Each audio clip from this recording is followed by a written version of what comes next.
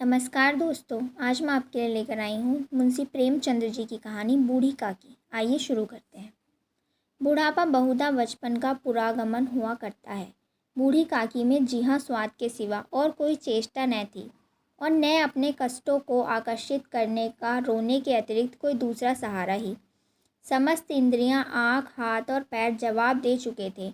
जमीन पर पड़ी रहती और घरवाले कोई बात उनकी इच्छा के प्रतिकूल करते, भोजन का समय टल जाता या उसका परिणाम पूर्ण न होता अथवा बाजार से कोई वस्तु आती और न मिलती तो वे रोने लगती थीं। उनका रोना सिसकना साधारण रोना न था। वे जब रोती तो गला फाड़ फाड़ कर रोती थीं। उनके पति को गुजरे कई साल बीत चुके थे। बेटे भी जवान हो होकर चल बसे थे। अब एक भतीजे के अलावा कोई न था। उसी भतीजे के नाम उन्होंने अपनी सारी संपत्ति लिख दी। भतीजे ने सारी संपत्ति लिखाते समय खूब लंबे चौड़े वादे किए, लेकिन वे सब वादे केवल कुली डिपो के दलालों के दिखाए हुए सब्जबाग थे। यद्यपि उस संपत्ति की वार्षिक आय 150-200 रुपये से कम न थी, तथापि बूढ़ी काकी को पेट भर भोजन भी बड़ी मुश्किल से नसीब होता था। इसमें उसके भतीजे पंडित बुद्धिराम का अपराध था अथवा उसकी अर्धांगिनी श्रीमती रूपा का, इसका निर्णय करना सहज नहीं। बुद्धिराम स्वभाव के सज्जन थे, लेकिन उसी समय जब तक कि वे उनके कोष पर कोई आँच न आए। रूपा स्वभाव से तीव्र तो थी, लेकिन ईश्वर से डरती थी, अतः बूढ़ी काकी को उसकी तीव्रता उतनी न खलती थी जितनी बुद्धिराम की भलमन साहत। बुद्धिराम को कभी कभी अपने अत्याचार का खेद होता था। सोचते कि इसी संपत्ति के कारण मैं इस समय भला मानुष बन बैठा हूँ। यदि मौखिक आश्वासन और सूखी सहानुभूति से स्थिति में सुधार हो सकता हो तो उन्हें कदाचित कोई आपत्ति न होती, किंतु विशेष व्यय का भय उनकी सुचेष्टा को दबाए रखता था। यहाँ तक कि यदि द्वार पर कोई भला आदमी बैठा होता और बूढ़ी काकी उस समय अपना राग अलापने लगती तो वे आग बबूला हो जाते और घर में आकर उन्हें जोर से डांटते। लड़कों को बूढ़ों से स्वाभाविक विद्वेष होता ही है, और फिर जब माता पिता का रंग देखते तो वे बूढ़ी काकी को और सताया करते। कोई चुटकी काट कर भागता, कोई इन पर पानी की कुल्ली कर देता। काकी चीख मार कर रोती, किंतु यह बात प्रसिद्ध थी कि वह केवल खाने के लिए रोती है, अतः उनके संताप और आर्तनाद पर कोई ध्यान नहीं देता था। लेकिन हाँ, काफ़ी क्रोधित होकर बच्चों को गालियाँ देने लगती तो रूपा घटना स्थल पर पहुँचती। इस भय से काकी अपनी जिहा कृपाण का कदाचित ही प्रयोग करती थी। यद्यपि उपद्रव शांति का यह उपाय रोने से कहीं अधिक उपयुक्त था। सारे परिवार में यदि काकी को किसी से अनुराग था तो वह था बुद्धिराम की छोटी लड़की लालड़ी का। लालड़ी अपने दोनों भाइयों के भय से अपने हिस्से की मिठाई बच्चावैना बूढ़ी काकी के पास बैठकर खाया करती थी। यही उसकी रक्षागार थी, और यद्यपि काकी की शरण उनकी लोपुलता के कारण बहुत महंगी पड़ती थी, तथापि भाइयों के अन्याय से कहीं सुलभ थी। इसी स्वार्थानुकूलता ने उन दोनों में सहानुभूति का आरोपण कर दिया था। रात का समय था। बुद्धिराम के द्वार पर शहनाई बज रही थी और गांव के बच्चों का झुंड विस्मयपूर्ण नेत्रों से गाने का रसास्वादन कर रहा था। चारपाइयों पर मेहमान विश्राम करते हुए नाइयों से मुक्कियाँ लगवा रहे थे। पास ही खड़ा हुआ भाट बिरदावली सुना रहा था और कुछ भावज्ञ मेहमानों की वाह वाह पर ऐसा खुश हो रहा था मानो इस वाह वाह का यथार्थ में वही अधिकारी है। दो एक अंग्रेजी पढ़े हुए नवयुवक इन व्यवहारों से उदासीन थे। वे इस गवार मंडली में बोलना अथवा सम्मिलित होना अपनी प्रतिष्ठा के प्रतिकूल समझते थे। आज बुद्धिराम के बड़े लड़के मुखराम का तिलक आया है, यह उसी का उत्सव है। घर के भीतर महिलाएं गा रही थीं। आकर रूपा मेहमानों के लिए भोजन के प्रबंध में व्यस्त थी। भट्टियों पर कढ़ा चढ़ रहे थे। एक में पूड़ियाँ कचौड़ियाँ निकल रही थी, दूसरे में अन्य पकवान बन रहे थे। एक बड़े हंडे में मसालेदार तरकारी पक रही थी। घी और मसाले की क्षुधावर्धक सुगंध चारों ओर फैली हुई थी।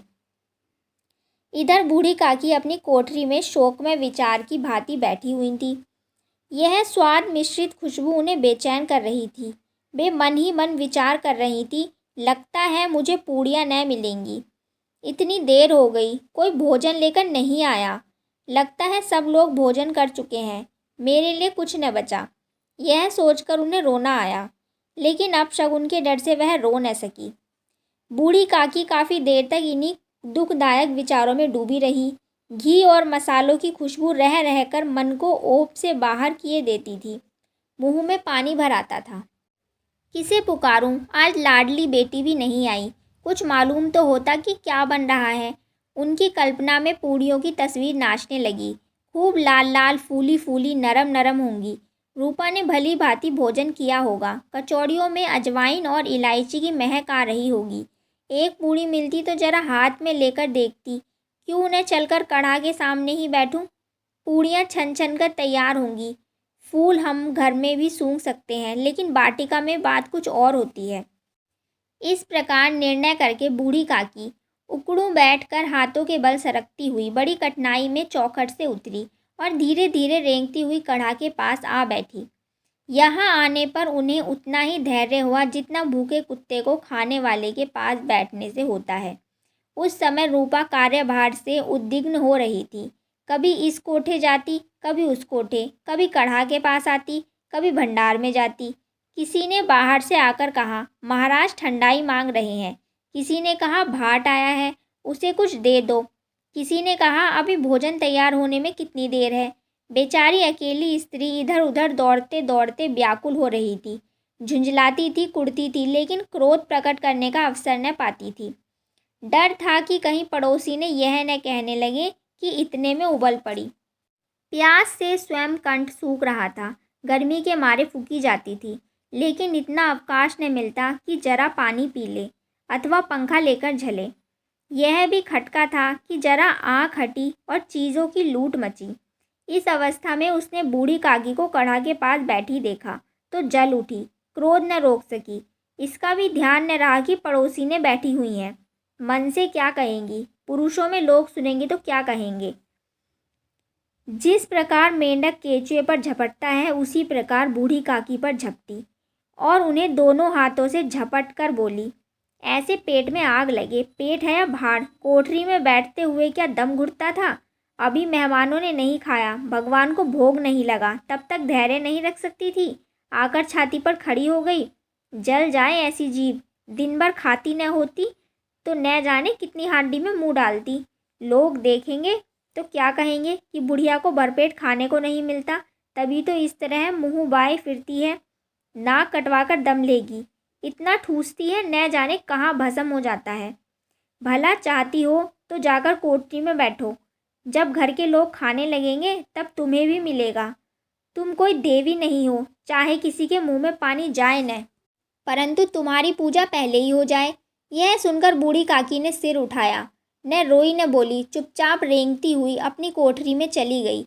आवाज़ ऐसी कठोर थी कि हृदय और मस्तिष्क की संपूर्ण शक्तियाँ, संपूर्ण विचार और संपूर्ण भार उसी ओर आकर्षित हो गए थे। नदी में जब कागार का कोई बृहद खंड कटकर गिरता है तो आसपास का जल समूह चारों ओर उसी स्थान को पूरा करने के लिए दौड़ता है। भोजन की तैयारियां शुरू हो गईं। आंगन में पत्तलें बिछ गईं। मेहमान खाने लगे। महिलाओं ने जेनाव गीत गाना आरंभ कर दिया। मेहमानों में नाई और सेवकगण भी उसी मंडली के साथ, लेकिन कुछ हटकर भोजन करने बैठे थे। लेकिन सभ्यतानुसार जब तक सबके सब खा न चुके कोई उठ नहीं सकता था। दो एक मेहमान जो कुछ पढ़े लिखे थे, सेवकों के दीर्घाहार पर झुंझला रहे थे। वे इस संबंध को व्यर्थ और बेसिर पैर की बात समझते थे। इधर बूढ़ी काकी अपनी कोठरी में जाकर पश्चाताप कर रही थी कि मैं कहाँ से कहाँ गई। उन्हें रूपा पर क्रोध न था, अपनी जल्दबाजी पर दुख था। सच ही तो है, जब तक मेहमान लोग भोजन न कर चुकेंगे घर वाले कैसे खाएंगे। मुझसे इतनी देर भी रहा न गया। सबके सामने पानी उतर गया। अब जब तक कोई बुलाने न आएगा नहीं जाऊंगी। मन ही मन इस प्रकार का विचार कर वह बुलाने की प्रतीक्षा करने लगी। उन्हें एक एक पल एक एक युग के समान मालूम होता था। अब पत्तल बिछ गई होंगी, अब मेहमान आ गए होंगे, लोग हाथ पैर धो रहे हैं, नाई पानी दे रहा है। मालूम होता है लोग खाना खाने बैठ गए होंगे, जेवनार गाया जा रहा है। यह विचार कर वह मन को बहलाने लगी और लेट गई। धीरे धीरे एक गीत गुनगुनाने लगी। उन्हें मालूम हुआ कि मुझे गाते देर हो गई। क्या इतनी देर तक लोग भोजन ही कर रहे होंगे? किसी की आवाज़ नहीं सुनाई देती। अवश्य ही लोग खा पीकर चले गए। मुझे कोई बुलाने नहीं आया। रूपा चिढ़ गई है। क्या पता न बुलाए, सोचती होगी कि अपने आप ही आ जाएगी। वह कोई मेहमान तो नहीं जो उन्हें बुलाऊं। बूढ़ी काकी चलने को तैयार हुई। उन्हें यह विश्वास था कि 1 मिनट में पूड़ियाँ और मसालेदार तरकारियाँ सामने आएंगी। उनकी स्वानेंद्रियों को गुदगुदाने लगा। उन्होंने मन में तरह तरह के मंसूबे बांधे। पहले तरकारी से पूड़ियाँ खाऊंगी, फिर दही और शक्कर से। कचौड़ियाँ रायते के साथ मज़ेदार मालूम होंगी। चाहे कोई बुरा माने चाहे भला, मैं तो मांग मांग कर खाऊंगी। लोग यही कहेंगे ना कि इन्हें विचार नहीं। कहा करे, इतने दिन के बाद पूड़ियाँ मिल रही हैं तो मुंह जूठा करके थोड़े ही उठ जाऊंगी। यह सोचकर वह उकड़ू बैठकर हाथों के बल धीरे धीरे सरकती हुई आंगन में आई। लेकिन हाय दुर्भाग्य, अभिलाषा ने अपने पुराने स्वभाव के अनुसार समय की मिथ्या कल्पना की थी। मेहमान मंडली अभी बैठी हुई थी। कोई खाकर उंगलियां चाट रहा था, कोई तिरछे नेत्रों से देखता था कि और लोग अभी खा रहे हैं या नहीं। कोई इस चिंता में था कि पत्तल भर पूड़ियाँ छूटी जाती हैं, किसी तरह उन्हें भीतर रख लेता। कोई दही खाकर जीभ चटकाता था, परंतु दूसरा दोना मांगता संकोच करता था कि इतने में बूढ़ी काकी रेंगती हुई उनके बीच में आ पहुंची। कई आदमी चौंक कर उठ खड़े हुए, पुकारने लगे, अरे यह बुढ़िया कौन है? यहाँ कहाँ से आ गई? देखो किसी को न छू दे। काकी को देखते ही पंडित बुद्धिराम क्रोध से तिलमिला उठे। पूड़ियों का थाल लिए खड़े थे। थाल को जमीन पर पटक दिया और जिस प्रकार निर्दयी महाजन अपने किसी बेईमान और भगोड़े कर्जदार को देखते ही झपटकर उसका तेंदुआ पकड़ लेता है, उसी प्रकार लपक कर उन्होंने काकी के दोनों हाथ पकड़े और घसीटते हुए लाकर उन्हें अंधेरी कोठरी में धम से पटक दिया। आशा रूपी वाटिका लू के एक झोंके में नष्ट विनष्ट हो गई। मेहमानों ने भोजन किया, घरवालों ने भोजन किया, बाजे वाले धोबी चमार भी भोजन कर चुके, लेकिन बूढ़ी काकी को किसी ने न पूछा। बुद्धिराम और रूपा दोनों ही बूढ़ी काकी को निर्लज्जता के लिए दंड देने का निश्चय कर चुके थे। उनके बुढ़ापे पर, दीनता पर, हत ज्ञान पर किसी को दया न आई। अकेली लाडली उनके लिए कुढ़ रही थी। उसे काकी से अत्यंत प्रेम था। बेचारी भोली भाली लड़की थी। बाल विनोद और चंचलता की उसमें गंध तक न थी। दोनों बार जब उसके माता पिता को काकी को निर्दयता से घसीटा और लाडली का हृदय ऐंठ कर रह गया, वह झुंझला रही थी कि हम लोग काकी को क्या बहुत सी पूड़ियाँ नहीं देते? क्या मेहमान सबकी सब खा जाएंगे? और यदि काकी ने मेहमानों से पहले खा लिया तो क्या बिगड़ जाएगा? वह काकी के पास जाकर उन्हें धैर्य देना चाहती थी, लेकिन माता के भय से न जाती थी।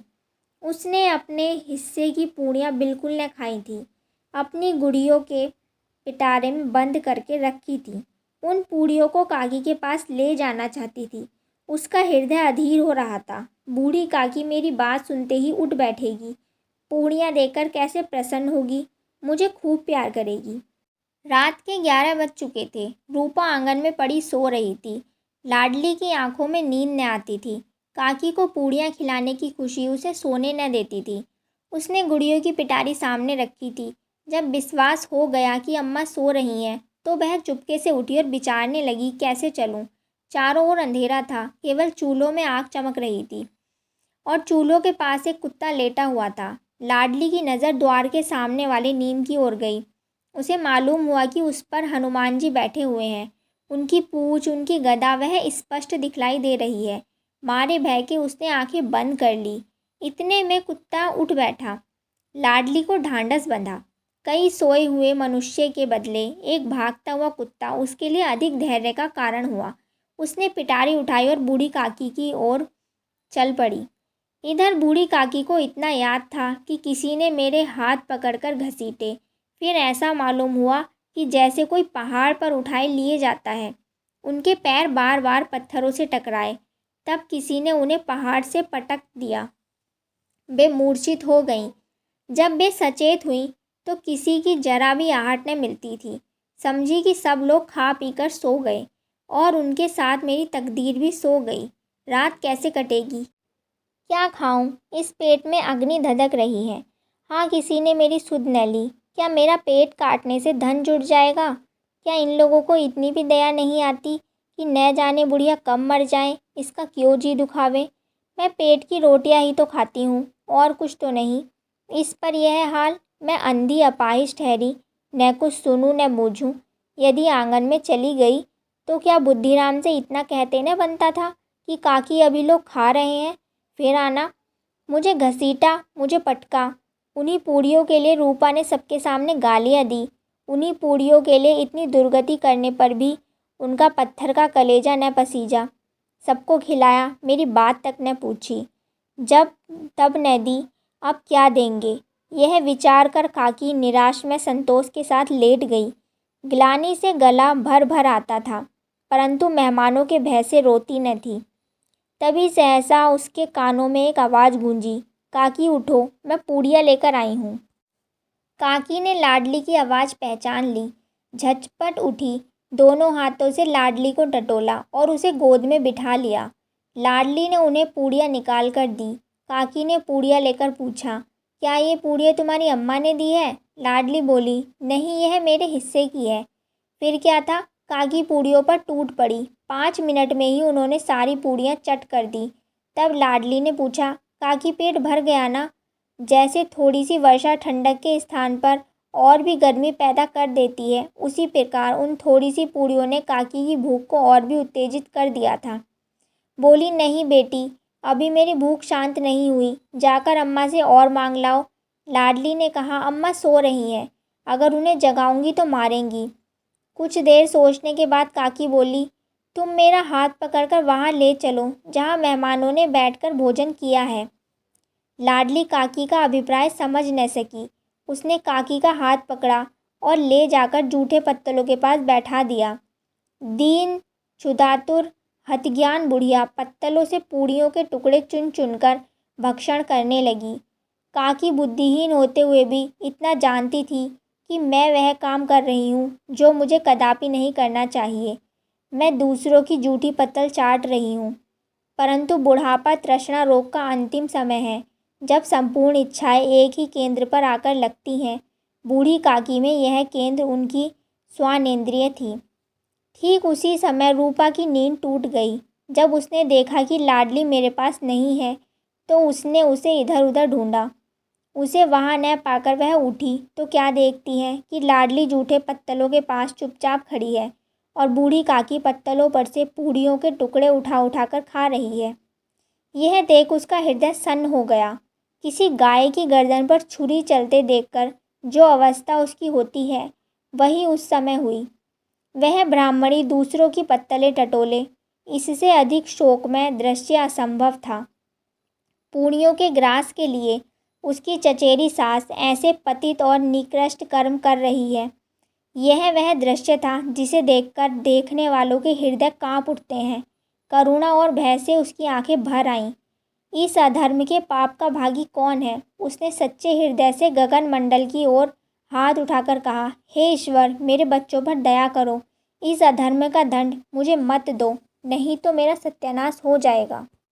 फिर रूपा शांत दिमाग से सोचने लगी, हाय कितनी निर्दयी हूँ मैं, जिसकी संपत्ति से मुझे 200 रुपया वार्षिक आय हो रही है, उसकी यह दुर्गति, और ये सब मेरे कारण है। हे प्रभु, मुझसे बहुत बड़ी भूल हो गई, मुझे माफ़ कर दो। आज मेरे बेटे का तिलक था, सैकड़ों लोगों को भोजन कराया, मैं उनके इशारों पर दासी बनी रही, अपने नाम के लिए सैकड़ों रुपए खर्च किए, लेकिन जिसकी बदौलत हजारों रुपए खाए, उसे इस उत्सव में भी भरपेट भोजन न दे सकी।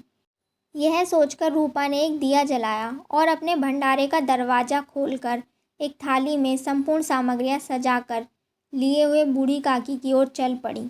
काकी के पास पहुंचकर उसने कंठावरुद्ध स्वर में कहा, काकी उठो, भोजन कर लो। मुझसे आज बहुत बड़ी भूल हुई, उसका बुरा मत मानना। प्रभु से प्रार्थना कर दो कि वह मेरा अपराध क्षमा कर दें। भोले भोले बच्चों की तरह जो मिठाइयाँ पाकर मार और तिरस्कार सब भूल जाता है, बूढ़ी काकी वैसे ही सब कुछ भुलाकर बैठी हुई खाना खा रही थी। उनके एक एक रोए से सच्ची सदिच्छाएं निकल रही थीं और रूपा उनके पास बैठी स्वर्गीय दृश्य का आनंद ले रही थी। कहानी समाप्त। धन्यवाद।